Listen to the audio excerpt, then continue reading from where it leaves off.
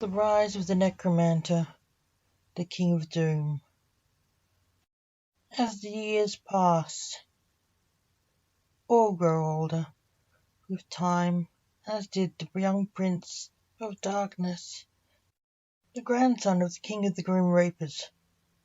He left behind the things of his childhood and became a youth. He put away his gothic persona and clothes and became Mr. Average full-time. His parents were no longer worried about him. He was a perfectly well-adjusted man. He took up the family business on the stage as an illusionist. Tonight was his first performance without his tutor, his father, a noted illusionist and mentalist. The young man thought he'd take a moment's rest before the show started. He sat in his dressing room in a chair and dropped off to sleep. He awoke screaming and finding he wasn't alone. His father was in the room. He'd come to tell him good luck before the show and had run into the room when he and everyone else in the building heard him screaming. Also in the room was his new wife and magician's assistant, Vanessa, and about 5 stagehands and the director. "What's wrong, boy?" asked his father. "I saw Vanessa die," said Lance Jr., totally panicking. Vanessa tried to calm him. "It's all right, it was only a dream," she told him. "Yes, it was just a nightmare," said the director.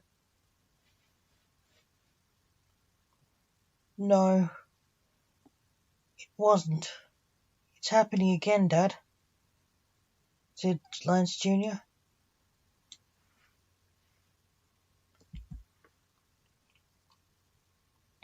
"Oh no, Junior," said his worried father. Lance Jr. was convinced by his vision.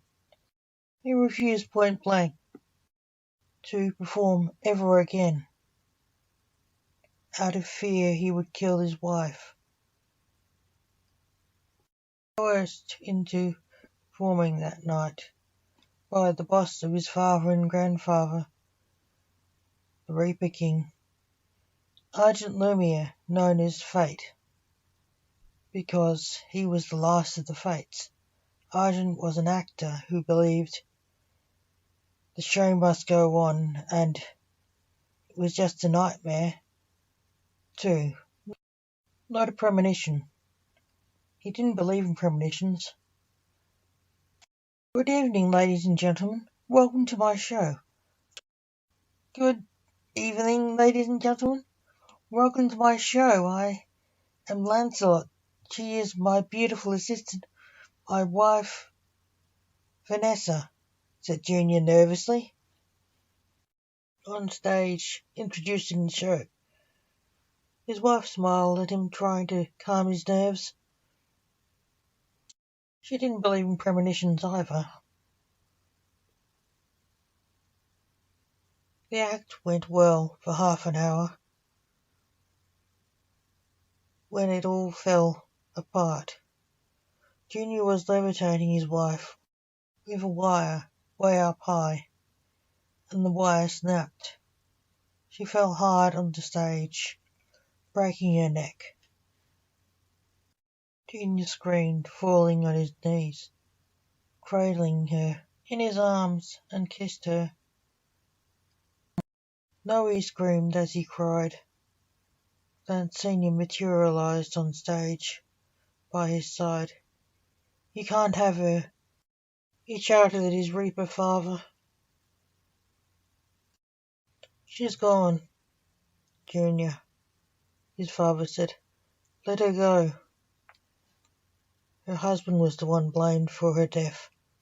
At the police station in the morning, Junior sat, sadly sitting in an interview room, waiting for the police to come and ask him why he murdered his wife. 5 minutes later, in the room marched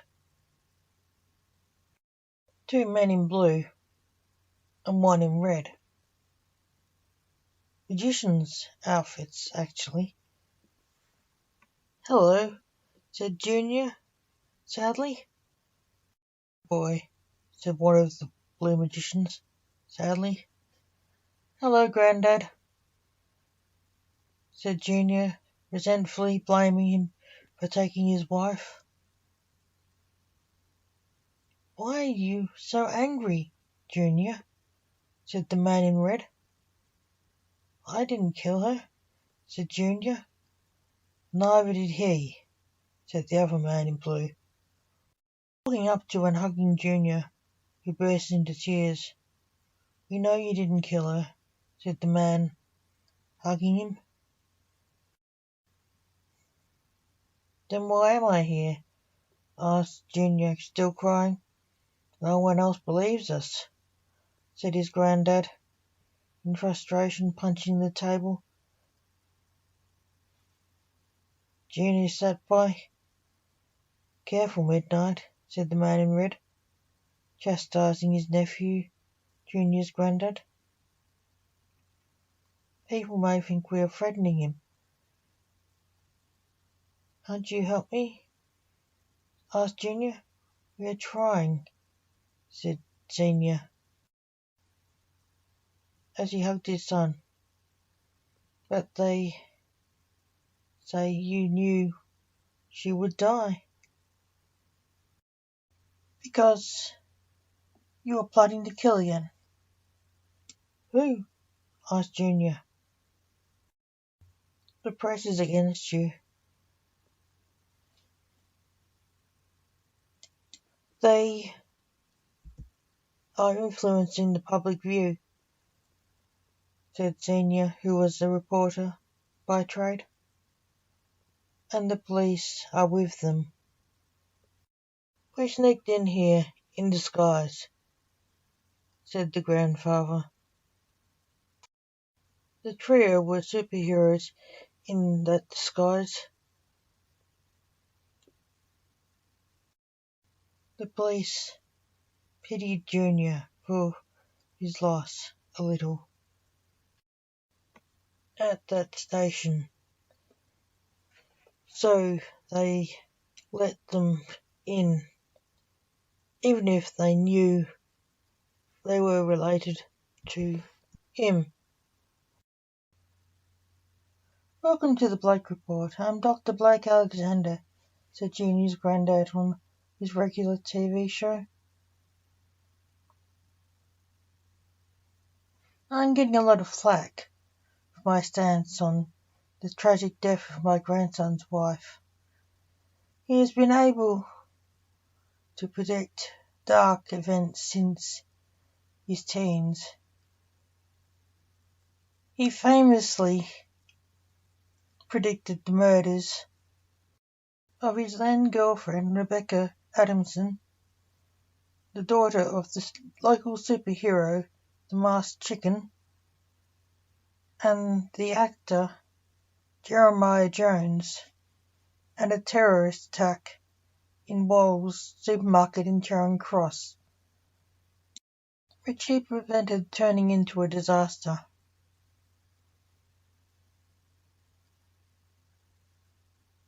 As his alter ego, Mr. Average. He was known as such because he was at the time an emo goth. Now he is called the Necromantor. He is a necromancer, which is why it is presumed he murdered his wife.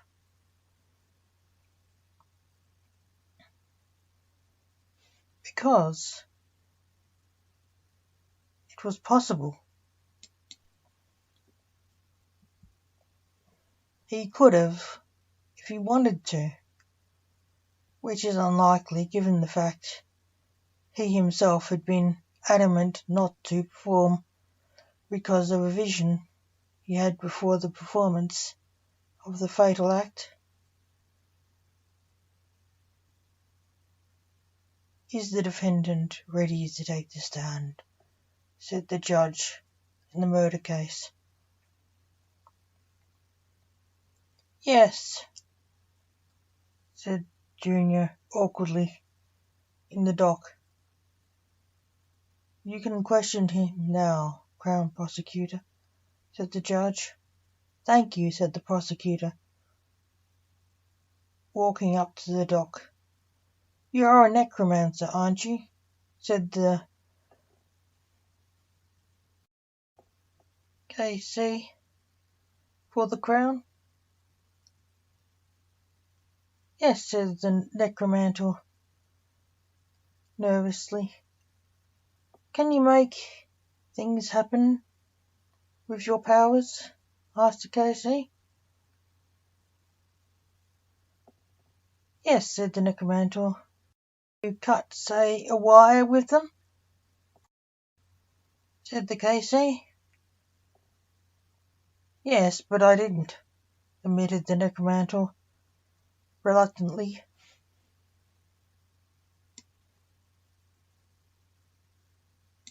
"Can you prove you didn't?"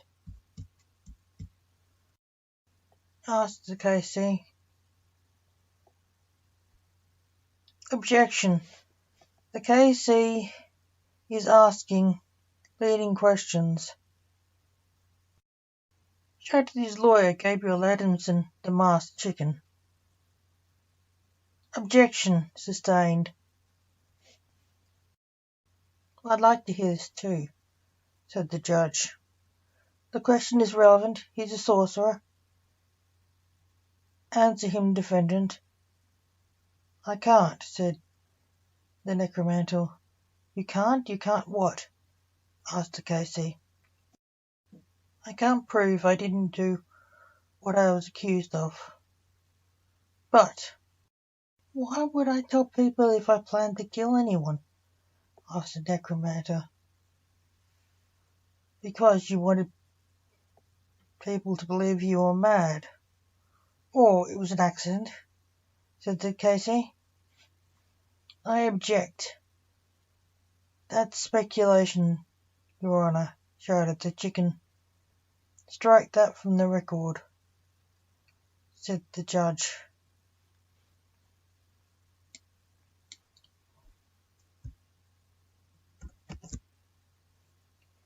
"The defence lawyer is his sidekick. Why are you even listening to him?" snapped the K.C. "How dare you? He's my sidekick," shouted the chicken. Actually, the K.C. was right. "This is contempt of court. It is irrelevant," said the judge. "Were you not accused of the murder of your partner, Rebecca Adamson?" asked the K.C. "Yes, but I was cleared," said the Necromantor, awkwardly, looking at her father, his lawyer. "How dare you bring that up?" the chicken shouted at the K.C. "Contempt of court," said the judge. "Not a bad idea. She's a sore point to Gabriel, and he knows it. He's baiting the defence lawyer to getting disbarred or at least kicked out of court," said the Necromantor. "Objection, I'm not," shouted the K.C. "How do you know what he's doing?" asked the judge directly. "I read minds. A simple sorcerer's trick," said the Necromantor. "Oh, I forgot that," said the judge. "No, he's lying," said the K.C. The chicken glared at the K.C. "No, he's not," said the chicken. "How do you know?" asked the judge. "I'm a sorcerer too. I read minds," said the chicken.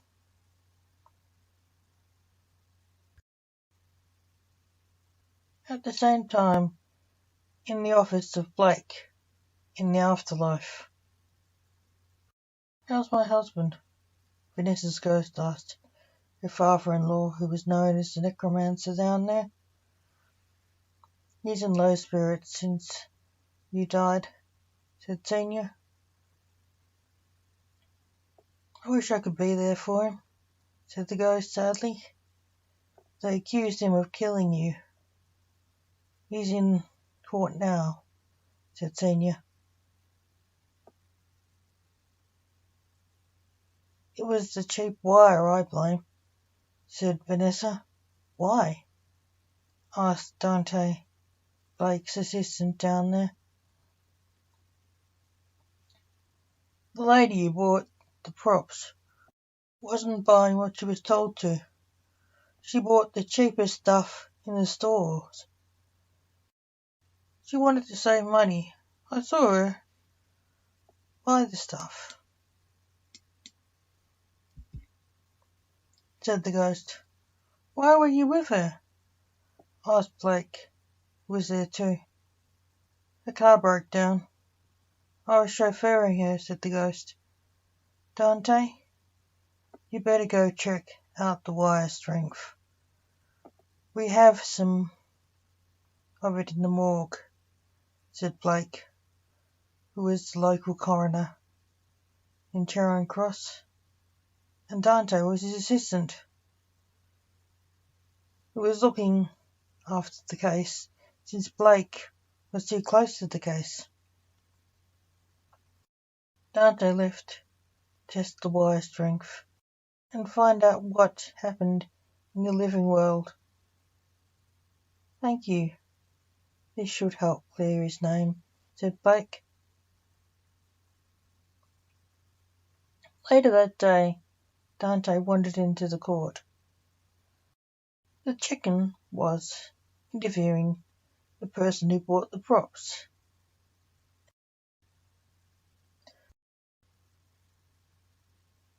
The chicken stopped talking and turned to Dante.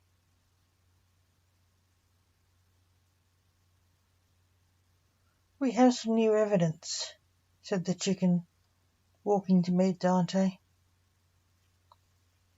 What new evidence? Said the KC. Dante told me he has solved the case, said the chicken.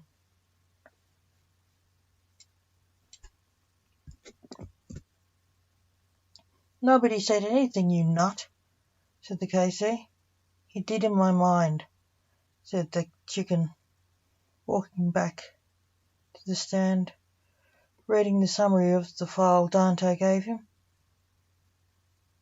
It was a case of negligence, said the chicken. What was? Said the KC. Someone bought shoddy wire, said the chicken. Shoddy? It was cheap, not shoddy, said the witness on the stand. Wire? Said the KC. Apparently the victim saw the present witness buy cheap props and wire, not what she was told to buy. The wire she was told to buy could hold the weight of the victim. The one she bought couldn't.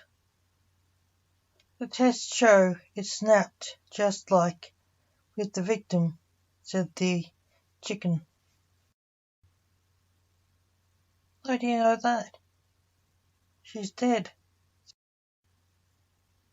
The dead don't talk, said the KC. She was interviewed there by someone on the other side,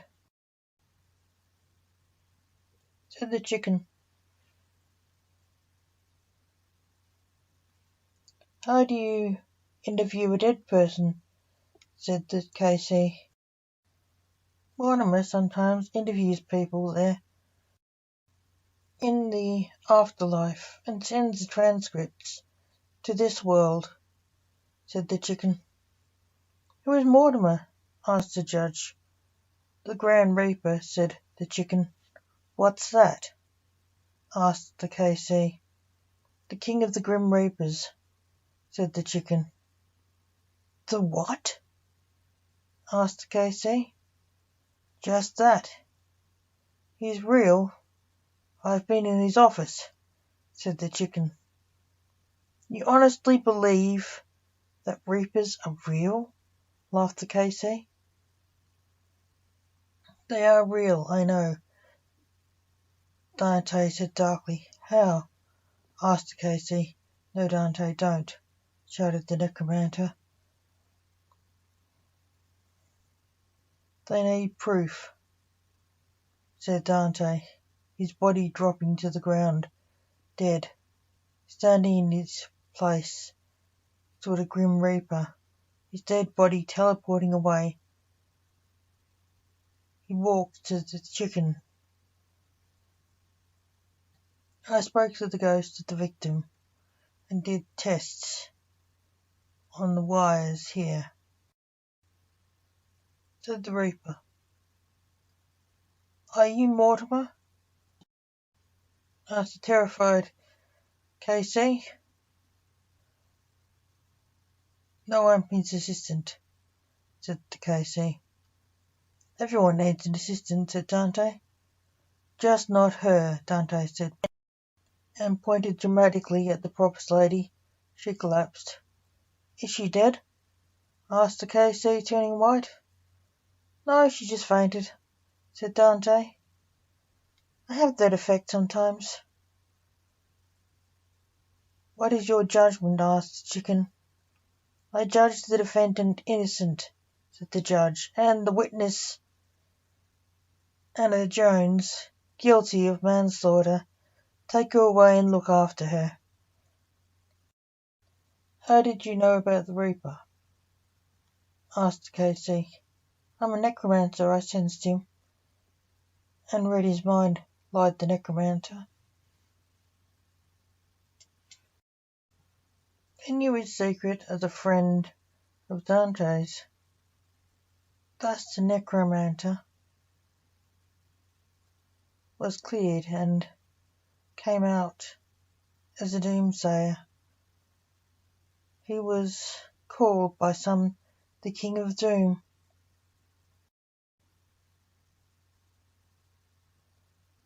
Although, as always, not everyone believed he was innocent. There are always conspiracy theorists who don't believe evidence and ask and wonder, what if?